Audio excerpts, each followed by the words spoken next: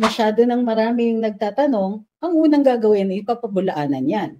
Magandang araw sa atin lahat mga kababayan at narito po tayo para sa karagdagang impormasyon para sa ating lahat, panibagong update sa araw na ito.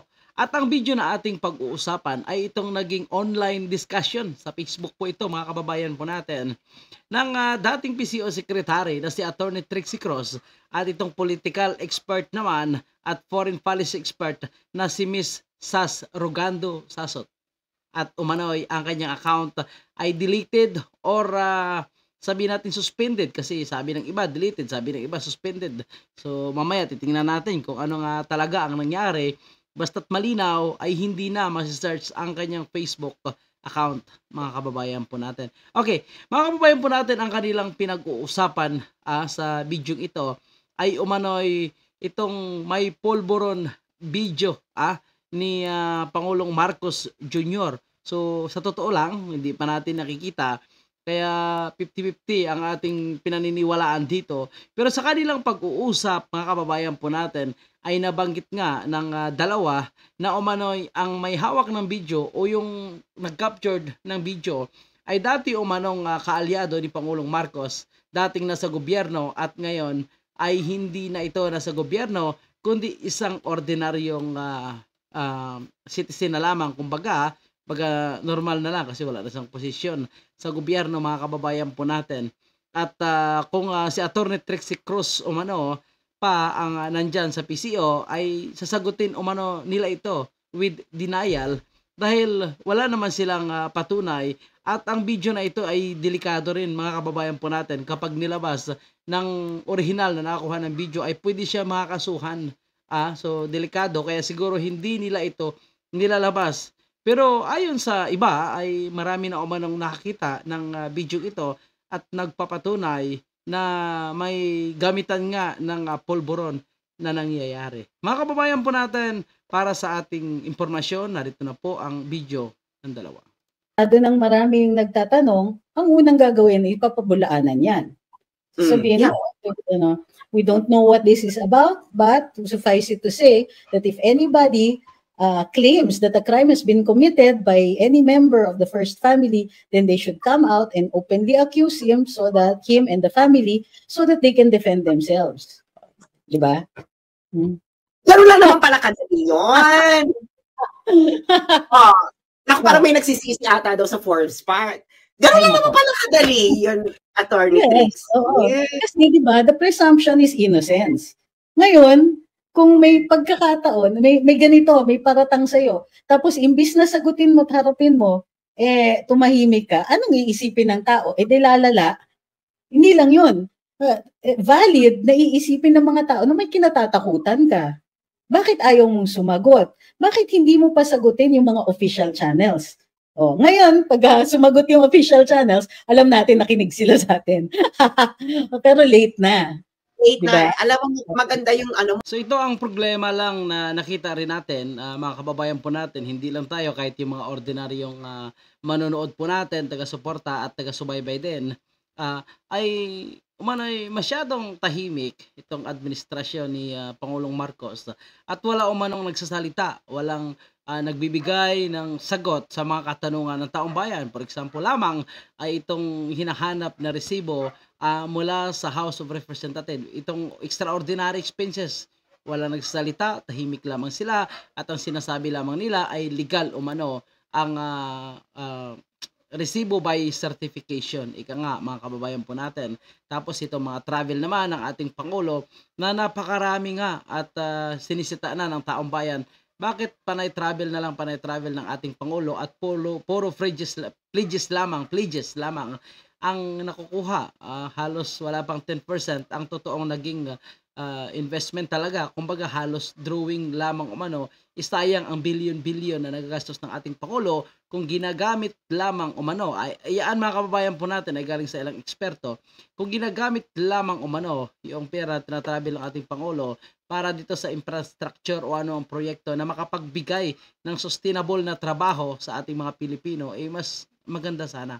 Kaso panay ayuda na lang umano ang ginagawa pag umangal ang bawat ordinaryong Pilipino. Kaya nang mamahal ng bigas, mahal ng mga pangunahing bilihin. So, ayan, ayuda. kababayan natin. Okay, so mga kababayan po natin, unlike nung administrasyon ni Pangulong Digong, kaya kinukumpara po natin ito, dahil malayo masyado ang administrasyon ni Pangulong Marcos ngayon, kay Digong mga kababayan po natin, kapag may mga isyu na talagang diretso sa kanya ang mga katanungan, kung hindi siya ang sasagot, ay sinasagot ng kanyang spokesperson. Samantala ngayon, parang walang spokesperson itong si Pangulong Marcos at mas pinipili nila na manahimik at ang kanilang ginagawa ay kina-counter nila ito ng umano'y magagandang nagawa, yung mga inauguration, mga ano-ano pang basta kinokontra nila ng umano'y magagandang ginagawa ni Pangulong Marcos. Yun yung kanilang pinupost doon sa Presidential Communication Office na Facebook, mga kababayan po natin. Pero walang sumasagot. Again, itong may usapan ng pulburon. So, walang sumasagot. Sana kung dinidinay nila at sinasabing ito ay paninira lamang, ito ay propaganda lamang para siraan ng ating Pangulo, sana maayos. Alam ng taong bayan na ito ay hindi totoo at pwede nilang hamunin kung sino man ang may hawak nitong video na patunayan. Pero walang ganon na nangyayari, mga kababayan po natin. Kaya kapag nananahimik ka, ibig sabihin tinatanggap mo ang allegation sa'yo at ngayon ay mas marami ng tao ang naniniwala, mga kababayan po natin. At kita nyo naman, may nag-sign na ng kanilang manifesto na binabawi na nila ang kanilang suporta sa Pangulo ng ating bansa. At para sa kanila, simula na nag-sign sila ng petition, ay hindi na nila kinikilala na Pangulo itong si Marcos Jr., mga kababayan natin. Napaka-short and concise and he shifted the burden talaga doon sa whoever's going to release. Kasi of course, you have to prove na that's really a member of the first family, that's not doctored, that's not, parang naanuhan mo na, nasopla mo na, pag ikaw yung sumagot ng ganon, nasopla mo na sila na, well, kayo magpatunay niyan, na totoo nga yan, pag kami magpapatunay, kayong naglabas niyan. Pero nga wala it's already 500,000. Over half, I think, habang nag-uusap tayo dito, tumatakbo ang metro nung nanonood, nung series of videos na yun ni Maharlika, which is really grand pasabog. Hindi nga natin ito in-expect. Ano nangyari dito? Talagang wala man lang magbabagong taon, ma'am, si Maharlika. Talagang, hindi mo na yun. Ang galing niya, calculated. So, alam niya, kunwari, may territoriality issue, even assuming na may wartap yan. Pero right now, the presumption is, hindi kasi walang kumikibo. Ito yung problema, walang kumikibo. Dito, it's another instance na ganyan. The situation calls for a comment, is crying out for a comment, pero hindi nagsasalita. So, Attorney Trix, hindi totoo na na you have the right to remain silent. Whatever you say is going to be used against you. Pati pala silence mo can be used against you. Yung right to against self-incrimination ay dun sa mga instances na ikaw ang tinatanong during an instance na may possibility na makulong ka because of what you say. So kunwari in custodial investigation, tinawag ka ng pulis, pinapunta ka sa stasyon, tapos kini-question ka na. Once you've been appraised of your rights at hindi ka na makaalis, anything you say can and will be used against you in a court of law. So pagka the moment na may gano'n na, pwede ka nang manahimik. Pero in other instances, your silence can be used as evidence or whatever you say can be used as evidence. Okay. So ang ano pala nito, napaka-komplikado pala ng usaping ito. Actually, madali naman yung video na to, no? Kasi doon sa kay tinanong din kasi ako ni Joey, yung isang mga vlogger sa TikTok. Tinanong niya ako, kung ako daw, anong gagawin? They asked me for communication advice. Sabi ko, napakasimple lang naman yan. The fundamental accusation kasi about the video is this is pulveron session. Yes. Now, the fundamental aspect is kung walang pulveron session, walang video. So you just have to say na, this is not true because walang pulburon. Then, alam mo yun, pero ang ano nga lang doon is, ang kahinaan lang doon laban sa'yo is, you're not assuming kasi na wala. You're not assuming. So, magaling ka doon na lawyer, no? Na, just in case na meron, di ba? Ikaw meron ka, just in, ako talaga, walang pulburon session, walang video. Ganun naman kasimple yun eh. So kaya sabi ko, kaya siguro hindi pa sila makapag-react kasi nga, because they know na merong pulburon session, but they actually don't know kung meron, kung kinunan. Kasi nga, it can be a case, Trixie, na. Yung pala, mga kababayan po natin. So, ibig sabihin, pasikretong kinunan ang video nitong pulburon session. At yun, ang problema, mukhang kalaban na ngayon ni Pangulong Marcos, itong may hawak ng video. So, baka naghahanap lang ito ng timing at ilalabas itong video na ito. Naku po, mga kababayan po natin, napakalaking iskandalo ito kung totoo. Ang tanong kung totoong may video o kung propaganda lang, edi maganda ang balik sa kanila kung hindi mapatunayan.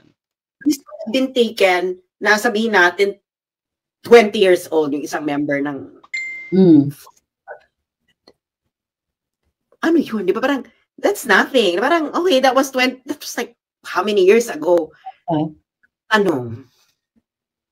Paano kung just in recent memory? Tapos kung yung isang member pa ng royal family ay government official siya nun. Yun ang mahirap. So, wait, you're saying na government official ang possibly nag-video nung video that even more lahat, lahat ng mga involved, ganyan, pwedeng ganon. Doesn't matter. Talaga? Walang effect eh. So, government official siya ngayon, but at the time of the alleged taking of the video, which we do not know exists. Okay. So, at the alleged taking, hindi, private person siya. Diba? Pero ang talaga, yung status niya, kaibigan ba yon? Kilala ba? Assuming that there's a video and merong itong taong to nag-take at itong taong to, titingnan mo, imbestigahan mo ngayon, anong connection niya dun sa mga tao na kinunan niya? Diba? Kasi hindi kaya rason, kaya hindi mailabas ito dahil baka may mga madamay na, you have to think about collateral damages. Yes, of course. So, hindi kaya yun sa mga dahilan dahil baka may mga collateral damages na wala naman silang ginagawa masama. Parang, hindi kaya pwede yun ang isa on. Halimbawa ikaw, meron kang ganyang expose, what did you think about collateral damages? May sinasabi dito. Hindi ko iisipin yung collateral damage muna kasi collateral damage implies na may damage first na major. So titignan mo muna kung may major damage. Ito maganda yung tanong ni Pat Mill. Sabi niya, anti-wiretapping talaga, hindi anti-voyeurism and data privacy law. It depends kasi nga kung may data Hindi rin alam ko anong year kinunan yan eh. Anong year? Kailan ba yan? Meron na bang Data Privacy Act? Meron na bang anti-voyeurism? Tsaka yung anti-voyeurism implies a particular kind of act.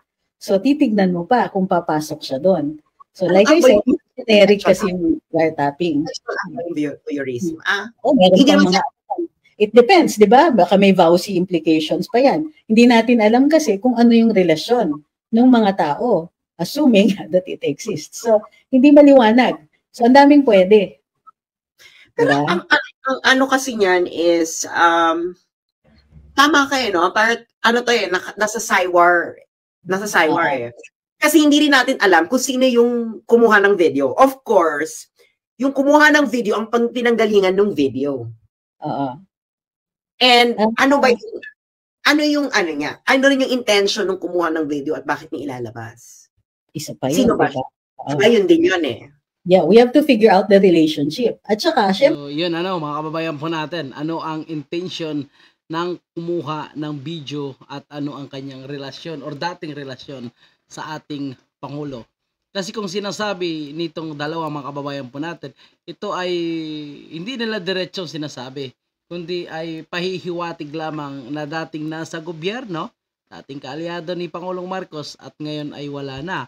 So, sino kaya? May naiisip na ba kayo, mga kababayan po natin, na posibleng source ni Maharlika sa kanyang expose nitong pulburon? Dahil napakalakas na nga itong issue ng pulburon, mga kababayan po natin. Ang problema lang nito ay mukhang binubura na ang mga nagsasalita laban sa administrasyon ni Pangulong Marcos at sa mga legal na corruption umano ng House of Representative ng ating bansa.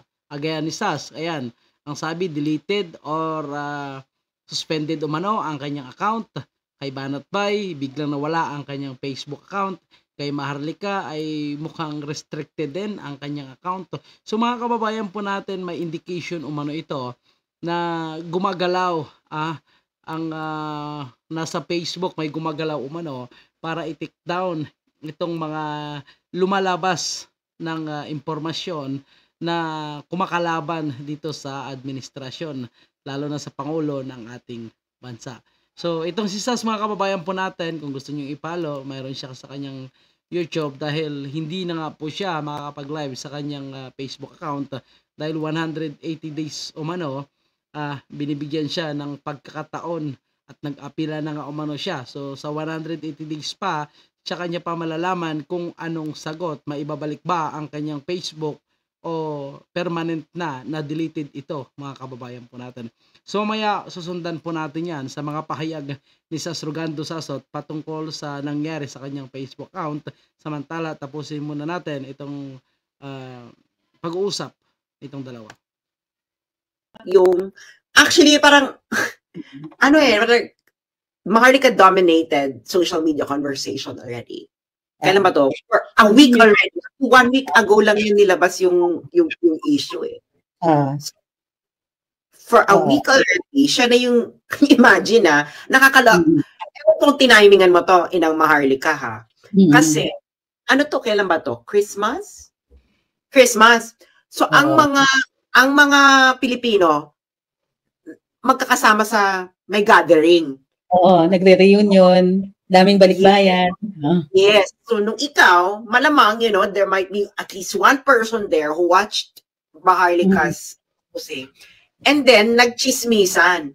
Kaya nga nakakaloka tong timing ni Maharlika na parang magaling ka dito, Maharlika. Tinimingan niya na kung saan na pwedeng magchismisan yung mga Pilipino.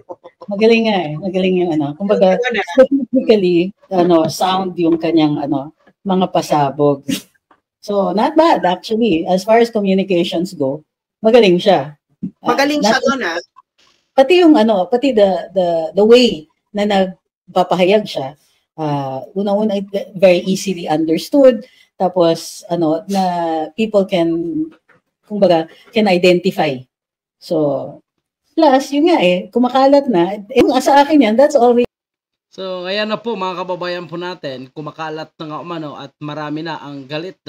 At isa po yan sa naging dahilan nitong pag-sign ng petition, manifesto na pagbawi ng kanilang suporta kay Pangulong Marcos Jr.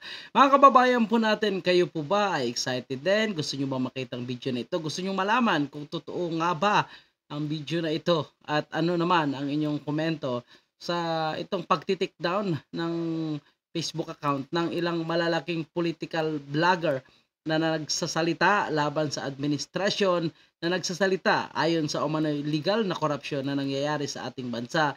At sila na nga ang totoong nagiging boses ng ating bayan pagdating sa mga reklamo sa nangyayari sa ating administrasyon. Dahil hindi may iwasan, totoo lang, na may kumpara ng ating mga kababayan ang administrasyon ni Digong kaysa administrasyon ngayon ni Pangulong Marcos. Di po ba? So kayo po, ano po ang inyong komento sa loobin patungkol sa isyung ito?